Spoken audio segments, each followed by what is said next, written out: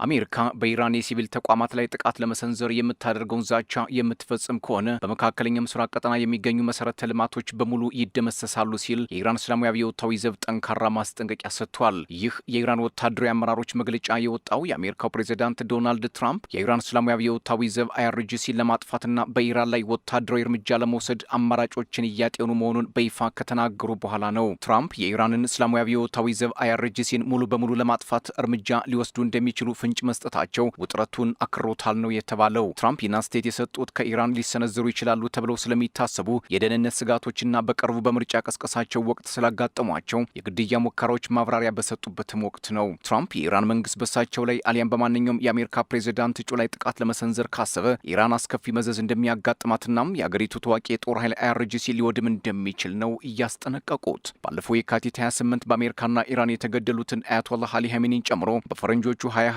በትራምፕ ትዕዛዝ የተገደሉትን የኢራኑን ጄኔራል ቃሲም ሱሌማኒን ደም ለመበቀል ኢራን አሁንም ጥረት እያደረገች መሆኑን የአሜሪካ የስለላ ተቋማት ቀደም ሲል መግለጻቸው የሚታወስ ነው። ከተሰነዘሩት ማስፈራሪያዎች ጋር ተያይዞም በትራምፕ የምርጫ ቀስቀሳ ስነ ስርዓቶች ላይ የአሜሪካ ሚስጥራዊ የደህንነት አገልግሎት ሴክሬት ሰርቪስ ጥበቃውን በከፍተኛ ደረጃ አጠናክረዋል። ማንኛውም የአሜሪካን መሪ ወይንም እጩ ተወዳዳሪን መጉዳት ማለት ለአጥፊው አካል ማብቂያ ማለት እንደሆነና አብዮታዊ ዘቡን ፍጻሜው መሆኑን ትራምፕ ዝተዋል። እስካሁን ድረስ የኢራን መንግስት በትራምፕ ላይ የግድያ ሙከራ ለማድረግ አቅዷል መባሉን ሙሉ በሙሉ ያስተባበለ ሲሆን ክሱን መሰረተ ቢስና የፖለቲካ አጀንዳ ያለው ሲል አጣጥሎታል። ከፎክስ ቢዝነስ የቴሌቪዥን ጣቢያ ጋር ቆይታ ያደረጉት ትራምፕ ኢራን ከተወካዮቻቸው ጋር ለመገናኘት ፍላጎት ማሳየቷን ገልጸው ሁልጊዜም መገናኘት ይፈልጋሉ ሲሉ ተደምጠዋል። ሆኖም ይህንን የትራምፕ ንግግር የሚያረጋግጥ ከአያቶላዎቹ በኩል በይፋ የወጣ ምንም አስተያየት የለም። ዶናልድ ትራምፕ አይኤስን እንዳጠፋ ነው ሁሉ የኢራን አብዮታዊ ዘብን ማጥፋት ይቻላል የሚል እምነት እንዳላቸው ምንጮች እያመላከቱ ነው። የፓኪስታንንና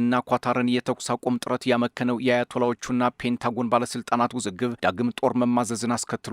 የትራምፕ አይገመቴነት፣ የአብዮታዊ ዘቡ አልበገርም ባይነት የገልፍ ሀገራት ውጥረትን ወደ ሌላ ምዕራፍ እንዳሸጋገረው በርካታም የቀጠናው ተንታኞች እየተናገሩ ነው። ከሰሞኑ መልሶ የተቀሰቀሰው የቴህራንና ዋሽንግተን ጦርነት የዓለምን የፖለቲካ ስርዓት መልኩን እንዲለዋውጥ ጫና ፈጥሮበታል። ከአያቶላዎቹ የሚሰነዘሩ የቃላት ትንኮሳዎች፣ ከነጩ ቤተ መንግስት የሚለቀቁ ጠብጫሪ መግለጫዎች የ60 ቀናቱን የመግባቢያ ስምምነት ውሃ አስበልተውታል የሚል ወቀሳም ከቀጠናው ተንታኞችና ከአሸማጋይ አካላትም እየቀረበባቸው ነው። ሆኖም ቴህራንና ዋሽንግተን አሁንም ድረስ ጦር መማዘዙን ተያይዘውታል። የአሜሪካ ወታደራዊ ማዕከላዊ ሴንትኮም በኢራን ላይ ተጨማሪ ተከታታይ የአየር ጥቃቶችን መፈጸሙንም አስታውቋል። ጥቃቱን ተከትሎ በደቡባዊ ኢራን በሚገኙ ቀሽም ደሴት፣ በባንድር አባስና በጫባህር የወደብ ከተሞች ላይ ከባድ ፍንዳታዎች መሰማታቸውን የኢራን መገናኛ ብዙሃን ዘግበዋል። የአሜሪካ መከላከያ ማዕከላዊ ዕዝ እንደገለጸው ጥቃቱ የተፈጸመው ኢራን በሆርሙዝ ሰርጥ ላይ በሚያልፉ የንግድ መርከቦች ላይ የምታደርገውን የደህንነት ስጋት ለመቀነስና የባህር ዳርቻ መከላከያና የክሩዝ ሚሳኤል ጣቢያዎችን ለማውደም ነው። በሌላ በኩል የኢራን ፓርላማ አፈ ጉባኤና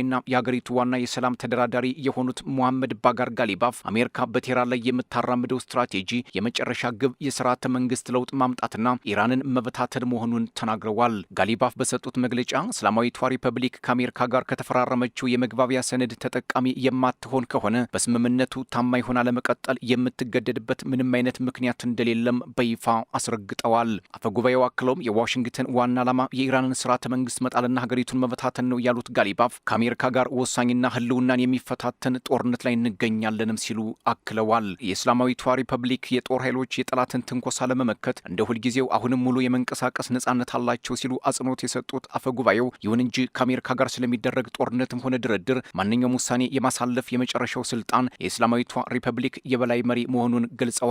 ሙሐመድ ባጋር ጋሊባፍ አክለውም ከጠላት ጋር የሚኖረን የጦርነትም ሆነ የድርድር ወሰን የሚወሰነው በሀገራዊ ደህንነትና በብሔራዊ ጥቅም ላይ ተመስርቶ ነው። እነዚህን አማራጮች የመጠቀም ስልጣን ደግሞ የህግ አስከባሪው የሃይማኖት መሪ ጋርዲያን ጁሪስትና የጦር ኃይሎች ጠቅላይ አዛዥ በሆኑት የበላይ መሪ እጅ ላይ ነው ብለዋል። ከዚህ ጋር ተያይዞ ኒውዮርክ ታይምስ እንደዘገበው ጋሊባፍ በሀገሪቱ ብሔራዊ ቴሌቪዥን በሰጡት ቃለ ምልልስ ድርድር ከመለማመጥ ወይንም እጅ ከመስጠት ጋር አንድ አይደለም ያሉ ሲሆን ከወታደራዊ ጥንካሬ ጎን ለጎን የመቋቋም ስትራቴጂና የብሔራዊ ጥቅምን የማስከበር አንዱ አካል ነው ሲሉ ተናግረዋል። ይህ የአፈ ጉባኤው ንግግር አሁንም የድርድር በሩ አለመዘጋቱን አመላካች ነው የሚል ትርጓሜም ተሰጥቶታል። በመጨረሻም አሜሪካም የካንሰር ታካሚዎች በሚገኙበት ሆስፒታል የቦምብ ጥቃት ማድረሷን አረመኔያዊ ድርጊት ነው ስትል ኢራን ማውገዟን አልጀዚራ ማስነበቡ ቴህራንና ዋሽንግተን የደረሱትን የተኩስ አቁም ስምምነት አደጋ ላይ እየጣለ ነው አስብሏል።